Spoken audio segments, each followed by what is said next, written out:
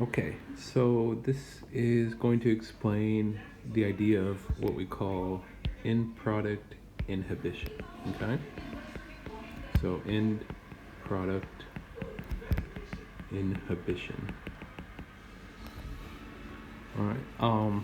So the idea here is over here you have isoleucine. Okay, this is for humans. This is an essential amino acid. So what that means is we can't produce it. We can only get it from our diet. And isoleucine's made by plants and bacteria, and it's made from another molecule called thionine. Okay.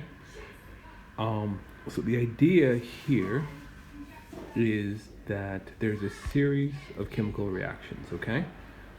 So what we're looking at right here is a chemical reaction of purine to, sorry, it's not very clear, to a molecule here. Now there's a specific name, but we're just going to call it A. Okay? And then A is converted into B, B is converted into C, C is converted into D, D is finally converted into isoleucine. Okay? So this is what we call a metabolic pathway. Okay? It's a series of chemical reactions, and notice each has an enzyme. Okay? The one we're particularly looked at here is thionine deaminase. Now, what happens is isoleucine inhibits this enzyme. Okay? So if you have high concentrations of isoleucine, okay?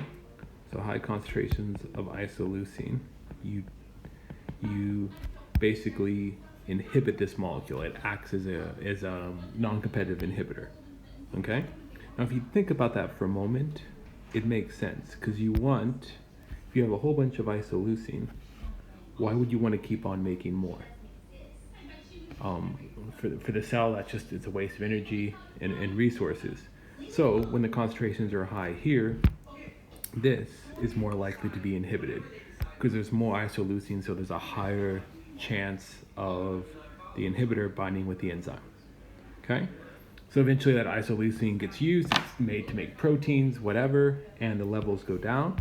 So when the levels go down, this thionine deaminase is no longer inhibited, so the process continues. Okay? This is used all over our bodies, all over life, where the product of some metabolic pathway is inhibited by the first. The product inhibits the first stage in that reaction, right? Because if you stop this one, if you don't make A, then you can't make B, then you can't make C, you can't make D, and then you can't make isoleucine. Okay? So I hope that explains it a little bit better.